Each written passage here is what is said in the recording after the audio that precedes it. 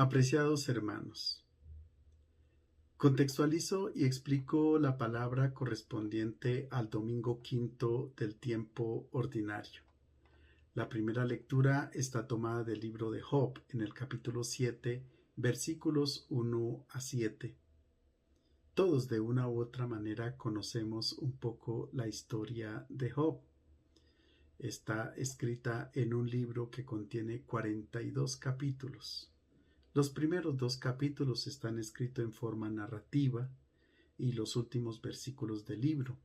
El resto del capítulo 3 hasta el capítulo 42:6 se trata de una bellísima poesía donde se explicita, se aborda un problema que ha aquejado a toda la humanidad a lo largo de su historia, a saber, el problema del mal, el problema del sufrimiento del ser humano. El autor del libro ambienta como una historia para darle un cuerpo narrativo al libro en los primeros 2 capítulos, como he dicho, y presenta a un personaje llamado Job, que viene de un país exótico de Cus, de Madián o de el oriente, de donde procede la sabiduría. Este hombre lo tiene todo, o sea, es decir, aquello que un israelita desearía tener, lo tiene Job. A saber, tiene buena salud, tiene vida, tiene riqueza, muchos bienes y tiene descendencia, muchos hijos. Pues todo esto lo pierde y Job exclama, si Dios me ha dado todo esto, Él también me lo podía quitar. Bendito sea el nombre de Dios.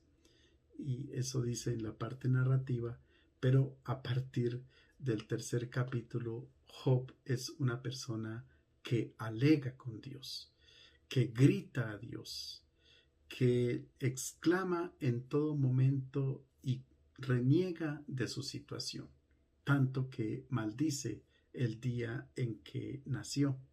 Dice que desaparezca del calendario ese día, porque está en una situación de sufrimiento muy grande. Le ha caído una enfermedad en su piel, tiene una cantidad de granos por todo el cuerpo, está en la ceniza y se rasca precisamente con un pedazo de arcilla. No es fácil comprender la situación de un justo porque en nada él ha pecado. Esa es la hipótesis fundamental, porque se creía que la enfermedad o cualquier desgracia o el sufrimiento del hombre era consecuencia del pecado. Hoy todavía algunos creen que es consecuencia del pecado original. Esto no es sostenible. Tampoco que sea una pedagogía que Dios permite el sufrimiento para que el hombre se salve. No, no se puede catalogar a Dios misericordioso que permita que uno sufra o que se goce del sufrimiento humano. Es decir, hay una situación de angustia que hasta la mujer de Job le dice, ¿todavía persistes en tu honradez? Sabemos que Job es un hombre cabal, que nunca ha pecado en nada, que no ha cometido nada negativo. Y le dice, ¿todavía persistes en tu honradez? Maldice a Dios y muérete. Después viene Elifaz, un amigo de Job, y viene para recordarle que un inocente no puede perecer. ¿Dónde se ha visto un justo exterminado? Mi experiencia es esta: los que cultivan maldad y siembran miseria, eso mismo cosechan.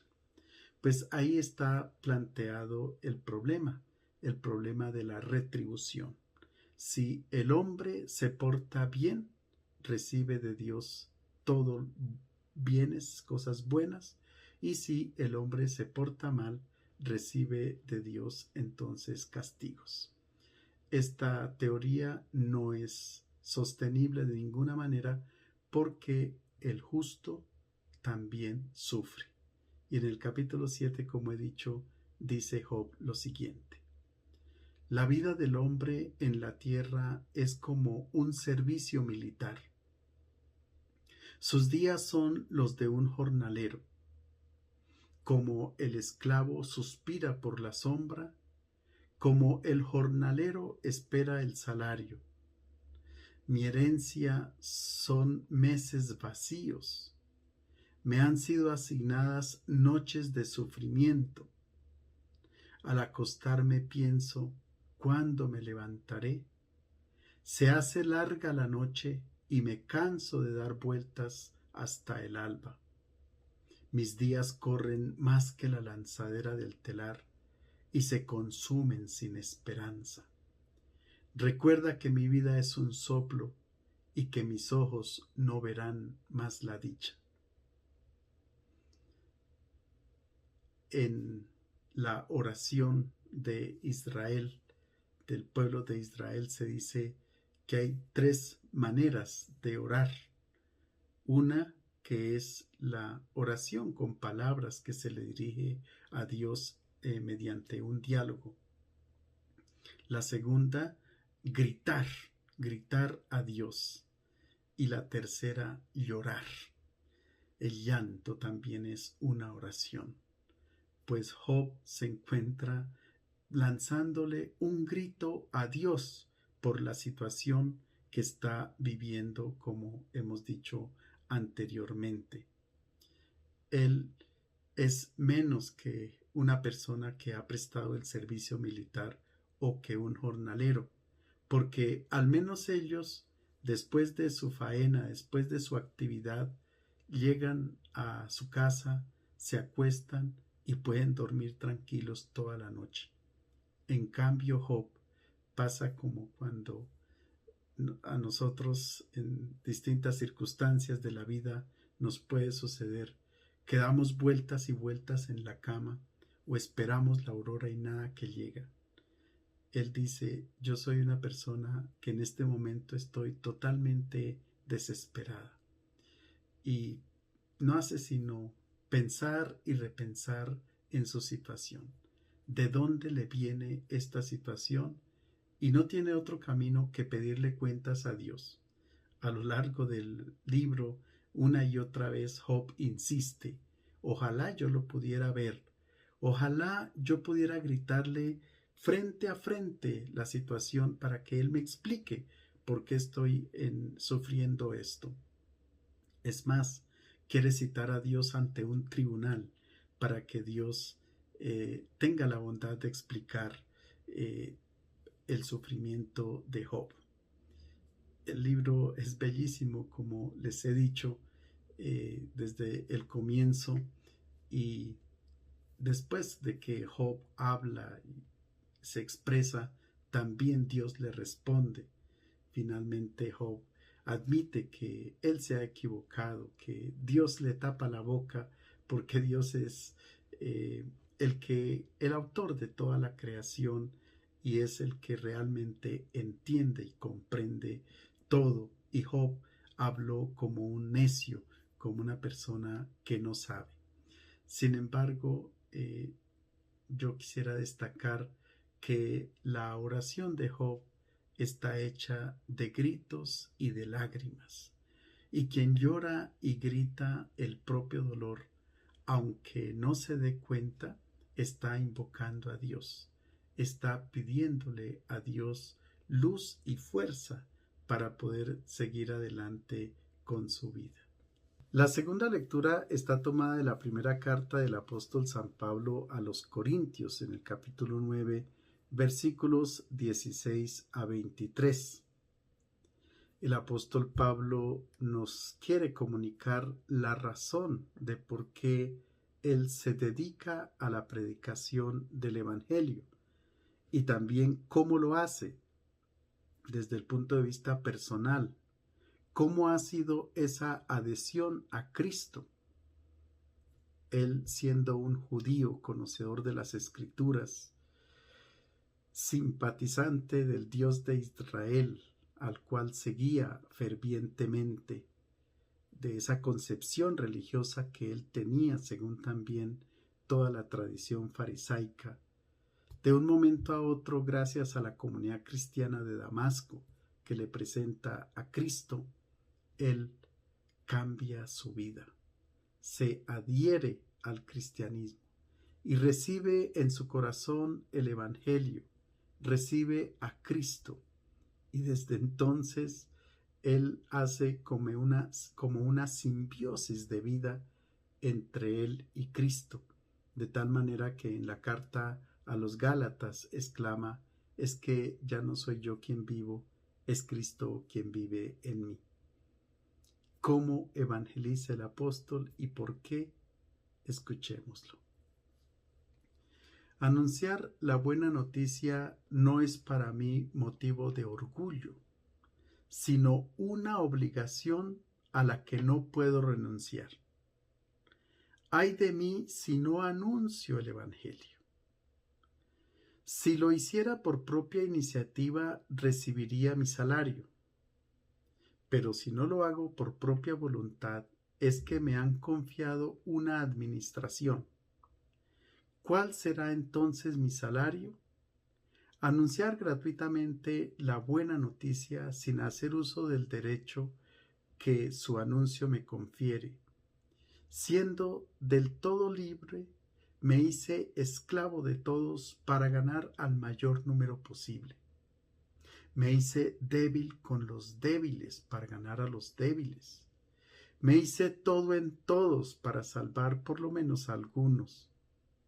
Y todo lo hago por la buena noticia, para participar de ella.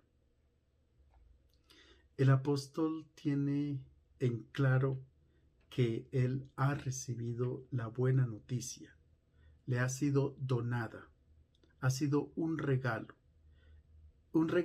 que él no puede tener para sí mismo, sino que hay una fuerza interior que lo empuja a comunicar esa buena noticia a los hermanos. Lo hace en el ámbito de los judíos, lo hace también en el ámbito de los gentiles. Él es el apóstol de los judíos y los gentiles. Cuando los judíos no lo escuchan, se va a predicar el evangelio a los gentiles. Pero esa energía que lleva dentro lo lleva a proclamar incluso como una amenaza contra sí mismo. ¡Ay de mí si no predico el evangelio! Es algo imperante en él. Y no lo hace por su propia voluntad. Él es consciente de que es una administración, de que es un servidor, de que es un esclavo. Y dice: yo me hago esclavo para, siendo un hombre libre, me hago esclavo precisamente para ganar al mayor número posible. Me hago servidor. Y el apóstol dice: si yo predicara el evangelio por mi propia iniciativa, o sea, si él no hubiese sido llamado por Dios a la predicación del evangelio de Cristo, lo hubiera constituido como en una empresa personal y entonces recibiría un salario. Pero él dice: no, como esto es una empresa de Dios, yo mismo trabajo en otras actividades y mi salario no es otro que ver cómo la comunidad cristiana acoge el evangelio. El apóstol es feliz e incluso en la carta a los Gálatas también dice: hijos míos, yo sufro dolores de parto hasta no ver a Cristo formado en ustedes. Es decir, yo no descanso hasta que ustedes tomen la forma de Cristo. Esa es la manera con la cual el apóstol quiere evangelizar a toda costa. Y se hace todo con todos, es decir, con los débiles. Él no hace acepción de personas de ninguna manera. El evangelio es para todos, para toda la humanidad, sin importar su condición de raza, de sexo, de cultura, de nada. El evangelio es para todos y el apóstol lo tiene claro, porque él participa del mismo evangelio, participa del mismo gozo, de la misma esperanza cristiana que conduce el Evangelio, del mismo sentido de la vida que causa el Evangelio. La persona que recibe a Cristo, que recibe su palabra, que recibe el Evangelio, es capaz de dar sentido sobre todo al sufrimiento, al problema del mal, aquellas situaciones que lo aquejan a diario y sobre todo despierta la esperanza cristiana. El Evangelio está tomado de San Marcos capítulo 1 versículos 29 a 39. Durante estos domingos estamos leyendo de forma continua el Evangelio de San Marcos. Hemos contemplado a Jesús que nos anuncia que el reino de Dios se ha acercado, es decir, lo podemos tocar con la mano.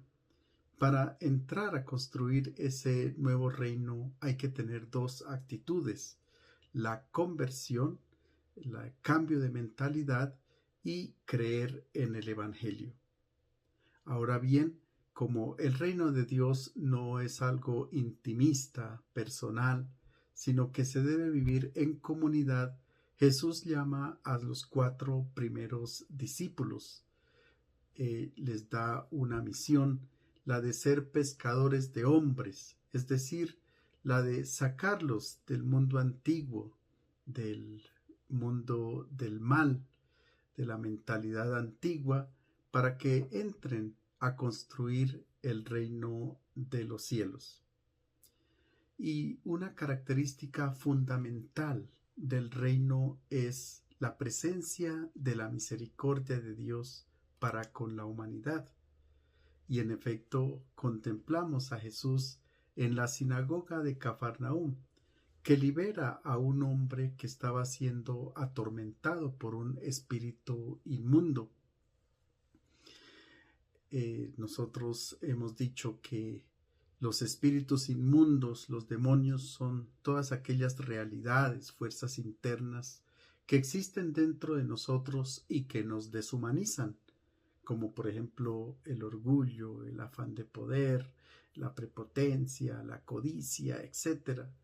Todo aquello que nos quita la condición de seres humanos, de personas. Y cuando entra el Evangelio, los demonios inmediatamente no les queda otro camino que salir corriendo. Jesús los calla y los expulsa inmediatamente de nosotros. Es decir, que Jesús enfrenta los dramas del ser humano, enfrenta el problema del mal, no busca las razones filosóficas acerca del mal, sino que Él lo combate. Hay un mal que es el mal moral, que es el causado por nosotros los seres humanos, cuando pisoteamos la dignidad de la otra persona de una otra manera, las guerras, la violencia, todo aquello que hacemos incluso con nuestro planeta. No estamos pensando en las próximas generaciones, sino que egoísticamente estamos abusando de todos nuestros recursos naturales. Y hay un mal físico que es el que viene por los desastres naturales o las mismas enfermedades, el problema del sufrimiento del ser humano, aquello que todavía no alcanzamos a comprender, como hablábamos comentando al libro de Job. Pero claro, Jesús vino al mundo, tomó la condición de ser humano, experimentó todo lo que nosotros experimentamos, por supuesto, la presencia del mal, el sufrimiento. Lo asumió totalmente, incluso su sufrimiento llegó a ser un sufrimiento de cruz, sufrió una muerte de cruz, y así da sentido al sufrimiento del ser humano y a la presencia del mal que hay en el mundo. Vamos a contemplar a Jesús, que continúa entonces con su primera jornada en Cafarnaúm. Después salió de la sinagoga y con Santiago y Juan se dirigió a casa de Simón y Andrés. La suegra de Simón estaba en cama con fiebre y se lo comunicaron inmediatamente. Él se acercó, la tomó de la mano y la levantó. Inmediatamente la fiebre la dejó y ella les servía. Donde Jesús llega hay una transformación, sobre todo de la persona. Nada sigue como antes. Aquí hay que ver un simbolismo también en los gestos que aparecen en este evangelio. Notemos que se dirigen Jesús con sus dos discípulos a la casa de Andrés y de Pedro. La casa de Pedro representa la comunidad cristiana. La mujer también es representante de la comunidad. Es decir, que en la comunidad hay una enfermedad y una enfermedad que se llama la fiebre. La fiebre nos bloquea, nos manda a la cama. Somos incapaces de hacer algo cuando tenemos fiebre. Incluso vivimos en otro mundo con pesadillas. Es supremamente incómodo.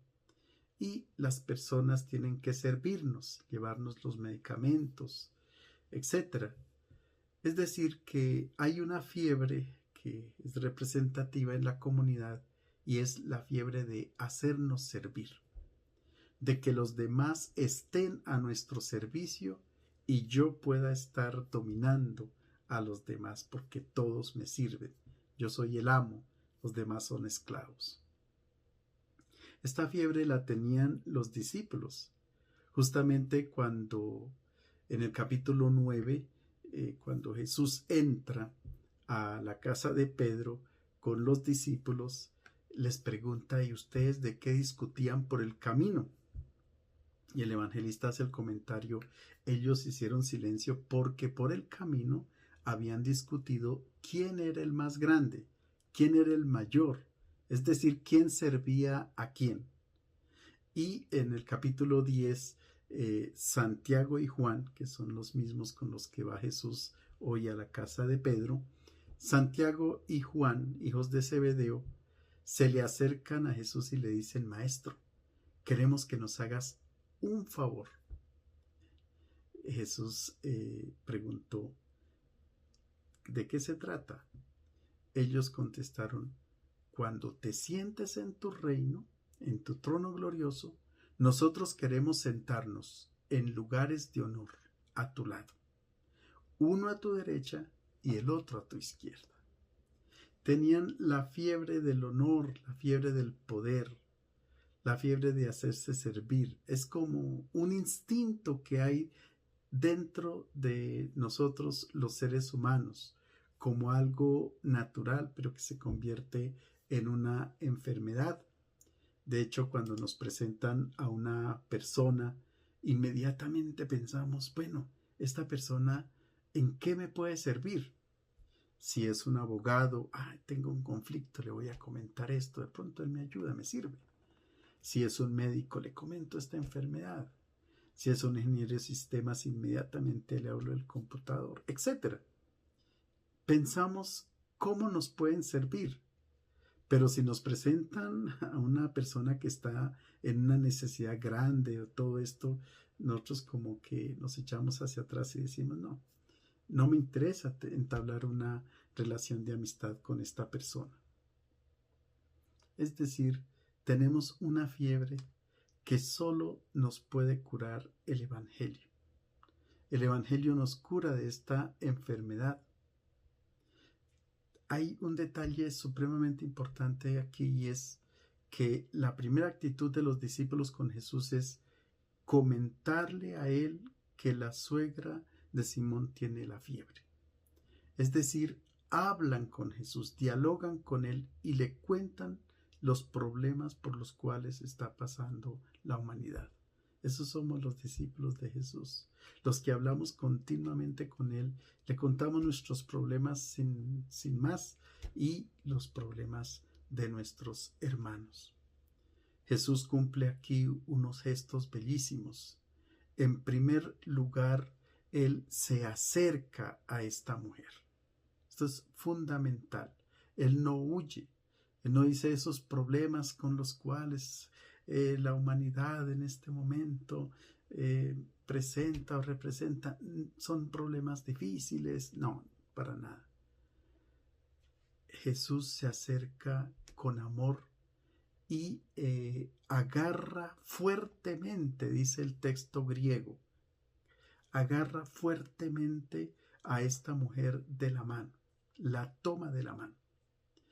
Es decir, aquí se está transmitiendo la fuerza divina a una persona que es débil y frágil. Nosotros también decimos a veces hay que dar una mano. Dar una mano significa que nosotros somos útiles para ayudar o para servir al hermano. El texto dice que Jesús la levantó. En griego el verbo es egeiro, que en el Nuevo Testamento se utiliza para la resurrección, es decir, para comunicar una nueva vida, para transformar a una persona que se encontraba en situaciones deshumanas. Jesús transmite una vida nueva. Allí en la casa de Pedro fue construida una iglesia donde se celebra la Eucaristía. Es significativo porque la Eucaristía es el sacramento que nos comunica una fuerza divina para que nosotros nos mantengamos resucitados, es decir, en pie y, por supuesto, a disposición de nuestros hermanos para el servicio. Cuando en los evangelios se opera un prodigio, se habla de lo que sucede con la persona que ha recibido este beneficio. Por ejemplo, cuando se cura al paralítico se dice que él toma su camilla y se va. La hija de Jairo le dan comida para significar que ha resucitado, que está viva.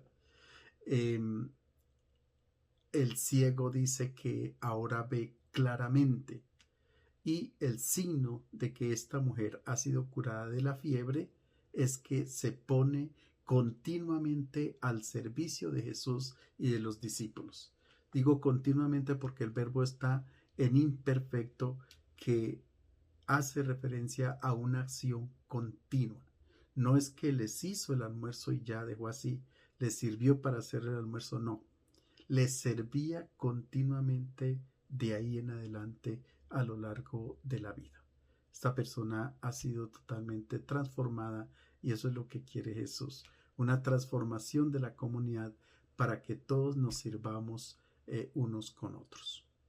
Por otra parte, estas actitudes de Jesús explican precisamente o explicitan que Dios nunca es indiferente ante el sufrimiento humano, ante el dolor del hombre.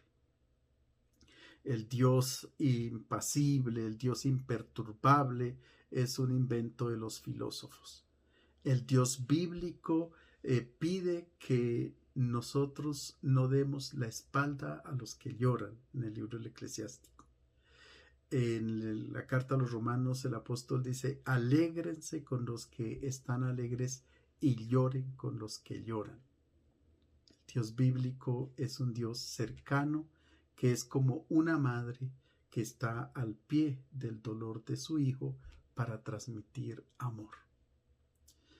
El texto continúa diciendo: al atardecer, cuando se ocultó el sol, le llevaron toda clase de enfermos y endemoniados. Toda la población se agolpaba a la puerta. Él sanó a muchos enfermos de dolencias diversas y expulsó muchos demonios, pero a estos no les permitía hablar porque sabían quién era él. Así concluye la primera jornada de Jesús, con mucha gente que se agolpa en la puerta de la casa de Pedro. Es interesante aquí ver cómo la gente llevaba a los enfermos. En los evangelios hay personas que van por sí mismos, pero por razones específicas. Por ejemplo, la hemorroísa que padecía flujos de sangre se acerca y toca el manto de Jesús. No fue llevada por nadie porque era impura. De igual manera los leprosos toca que vayan por sí mismos porque son personas impuras. Pero de resto las personas son llevadas por otros, porque se necesita ayuda para acercar las personas al Evangelio.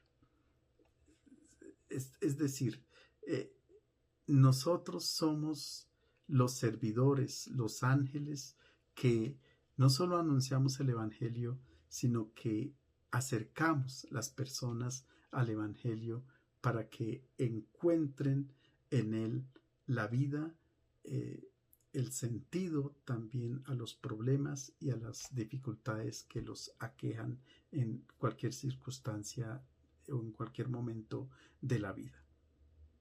Y así serán todas las jornadas de la vida pública de Jesús. Vamos a mirar entonces qué pasa el día siguiente. Muy de madrugada se levantó, salió y se dirigió a un lugar despoblado, donde se puso a orar. Simón y sus compañeros salieron tras él, y cuando lo alcanzaron le dijeron: «Todos te están buscando». Jesús respondió: «Vámonos de aquí a los pueblos vecinos para predicar también allí, pues para eso he venido». Y fue predicando en las sinagogas de toda Galilea y expulsando demonios.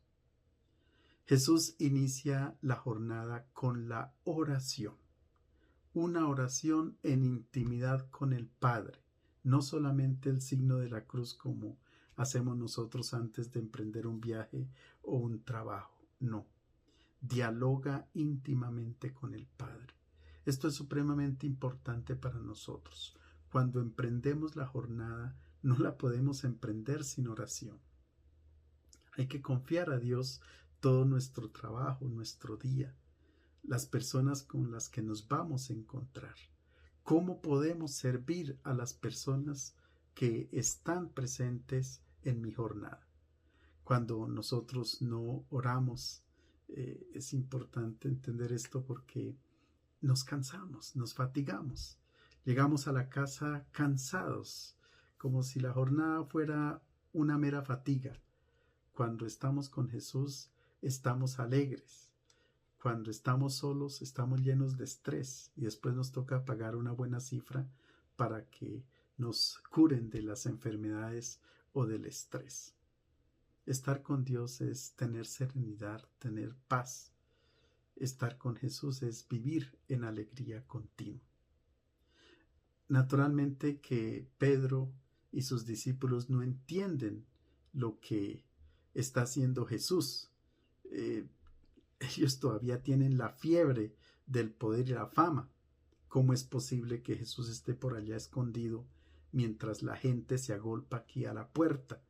Queremos que Él venga a ser ovacionado, tener fama, ser una persona grande, de prestigio. El verbo que emplea el evangelista para significar o para decirnos de que Pedro se fue detrás de Jesús es katadioko, que significa perseguir a alguien con el objetivo de agarrarlo. Es el verbo que se utiliza para cazar una presa, los animales. Él quería tomar a Jesús para sí, es decir, que hiciera los proyectos de Pedro, no los de Jesús. A veces nosotros también hacemos lo mismo. A Jesús lo buscamos en medio de nuestras necesidades. Eso no funciona así. Lo buscamos para que apruebe nuestros proyectos únicamente. Es contar con Él en todo momento, porque sin Él de verdad que nosotros no podemos vivir. A Él hay que contarle nuestros dramas, nuestras inquietudes, nuestras enfermedades. Él no es lejano para nada a las dificultades que nos aquejan todos los días. Nosotros no lo buscamos por milagros, sino porque queremos un encuentro con Él continuamente. El pensamiento de Pedro entonces difiere del pensamiento de Jesús. Jesús sabe que Él manifiesta todo su ser como es en la cruz, cuando significa todo el amor de Dios para con la humanidad, toda la entrega total. Allí sí Él permite que se hable de Él.